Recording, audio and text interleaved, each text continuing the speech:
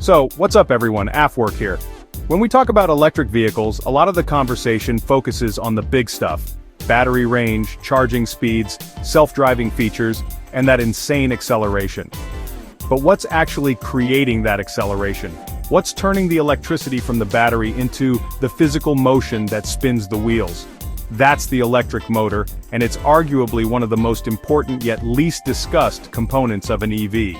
Today, we're breaking down the main types of electric motors powering modern electric vehicles. It's time to go under the hood, or, well, under the car, and really understand the tech that makes it all happen. We're going to get into the details here. This isn't just a surface-level overview. We'll cover how each motor works, its key parts, and the pros and cons for EV use. We'll look at the old-school tech that got us started and the cutting-edge motors that are in the fastest, most efficient cars on the road today. Understanding these differences is key to understanding why one EV might feel different from another, why some are more efficient, and where the industry might be heading next. It's all about the trade-offs, and these motors are a perfect example of that. By the end of this, you'll have a much deeper appreciation for the engineering that goes into these cars. Whether you're an EV owner, thinking about buying one, or just a tech enthusiast who loves to know how things work, this one's for you. We'll cover 4 major types from the simple to the complex and see how they stack up in the real world. So let's get into it. Alright, let's start with the classic, the one that really kicked things off for a lot of early electric vehicle projects, the DC brushed motor. This is electric motor 101. Its design is beautifully simple, and that's its biggest strength. You have a stationary part, the stator, which is typically a set of permanent magnets.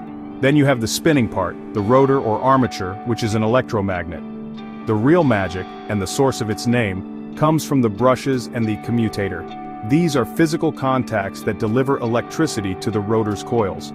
As the rotor spins, the commutator reverses the direction of the current in the coils, which keeps the magnetic forces pushing it around in one continuous motion. It's a direct mechanical system. The key components here are really easy to identify. You've got the stator creating a constant magnetic field. You have the rotor, which is the electromagnet that spins. And then you have the brushes, usually made of carbon, that physically rub against the commutator segments to pass current to the rotor windings. This direct contact is what makes the whole thing work, but as you can probably guess, it's also its biggest weakness. Anything that relies on physical friction is going to wear out over time. It's a simple, elegant solution in theory, but in practice it introduces a major point of failure and maintenance. So what are the pros? Well, first and foremost, cost. DC brushed motors are cheap to manufacture. Their control circuitry is also incredibly simple. You can basically control the speed just by varying the voltage. This made them perfect for early EV conversions, golf carts, and other smaller-scale electric applications where cost was the primary driver. They provide excellent torque right from 0 RPM, which is great for getting a vehicle moving. The simplicity and low initial investment are really the main selling points here. And you can't ignore how foundational this technology was for everything that came after it. But the cons are pretty significant, especially for a modern passenger car. That physical contact between the brushes and the commutator means wear and tear.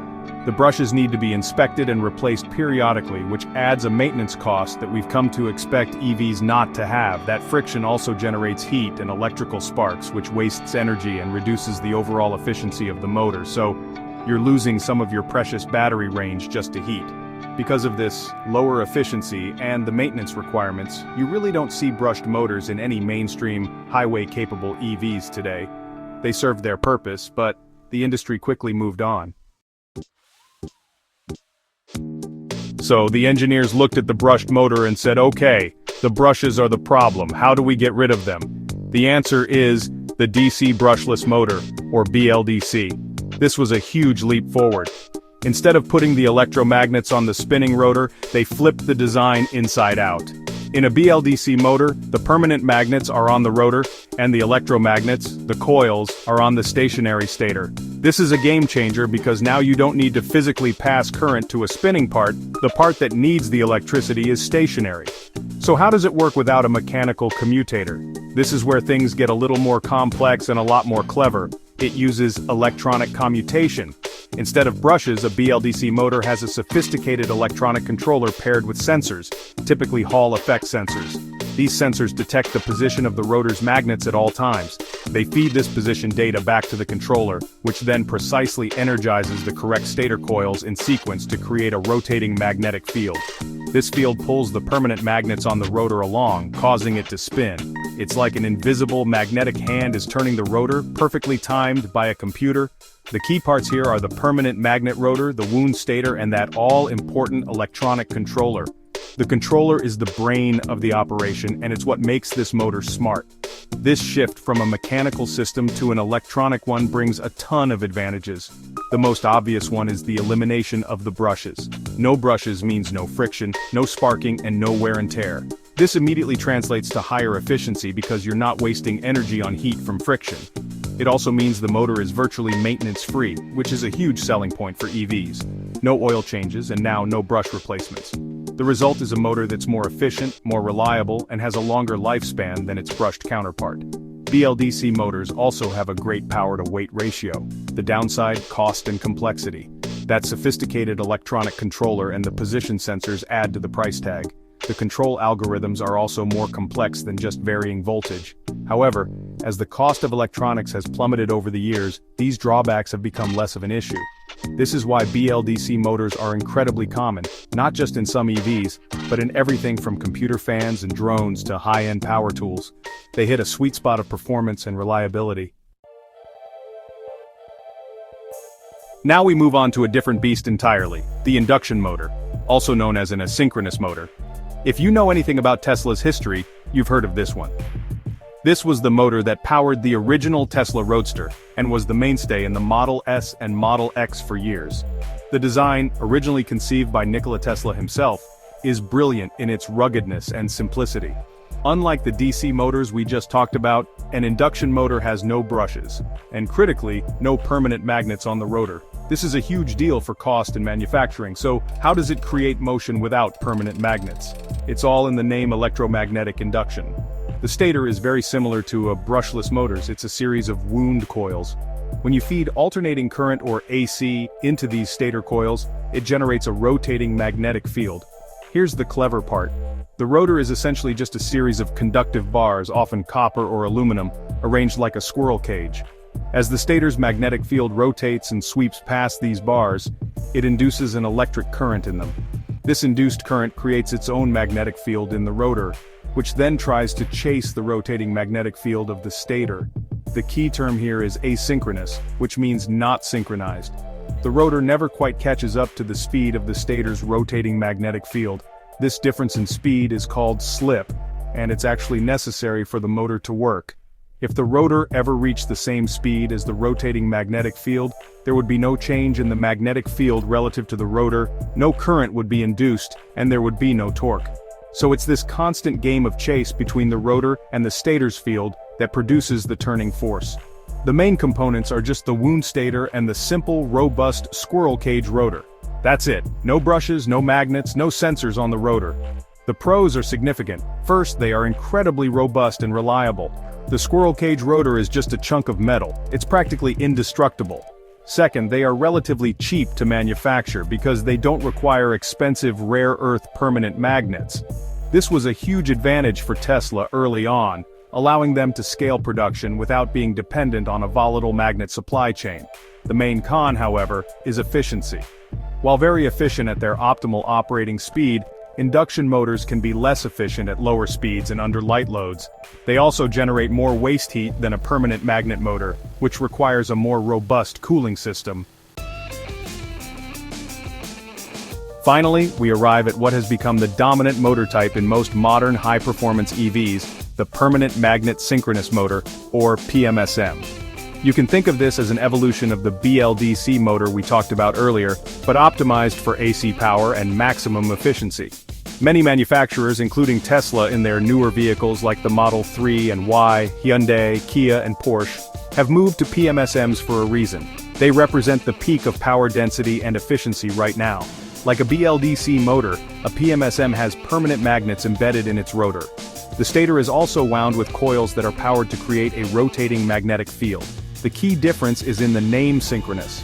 Unlike an induction motor that always has slip, the rotor in a PMSM locks onto the rotating magnetic field of the stator and spins at the exact same speed. There's no slip.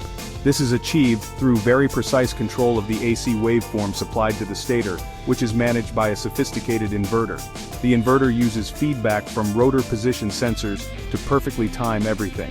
This synchronous operation is the secret to its incredible efficiency. Because the rotor's magnetic field is provided by strong, permanent magnets instead of being induced, you don't have the electrical losses that occur in an induction motor's rotor. This means less energy is wasted as heat, and more of the battery's power is converted directly into motion.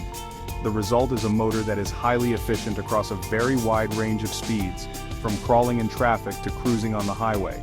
This directly translates to better vehicle range, which is the holy grail for any EV manufacturer. The trade-offs? You guessed it, cost and materials. PMSMs rely on powerful permanent magnets, which are typically made from rare earth materials like neodymium and dysprosium. The mining and processing of these materials are expensive, and the supply chain can be geopolitically sensitive, which makes manufacturers nervous. This is the main reason induction motors are still seen as a valuable alternative. Despite the cost, the performance benefits are often too good to ignore. The high power density means you can get a lot of power out of a smaller, lighter motor, which is a huge advantage in vehicle design. For most automakers right now, the efficiency gains and the resulting range improvements make the PMSM the king of the hill. So there you have it, a deep dive into the 4 main types of motors powering the EV transition.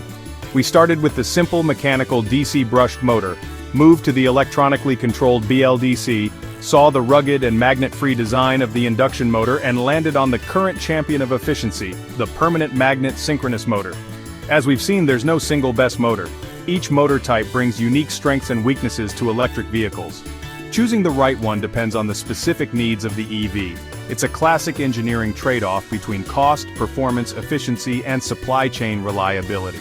The story doesn't end here though. Engineers are constantly pushing the boundaries.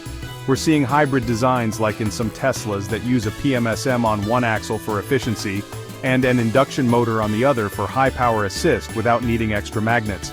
Researchers are also working hard on developing powerful permanent magnets that don't rely on rare earth materials, which could be a massive breakthrough. The evolution of the electric motor is just as dynamic and important as the evolution of battery chemistry. It's a space that's constantly changing. Ultimately, the motor is the unsung hero of the electric car, translating silent potential energy into thrilling kinetic energy. Understanding these different technologies gives you a whole new level of appreciation for what these machines can do. But I'm curious to hear what you think. Based on the pros and cons, let us know in the comments which motor you think is the future of electric vehicles. Is it the raw power and cost effectiveness of induction, the ultimate efficiency of PMSM, or something else entirely? Thanks for watching, and I'll see you in the next one.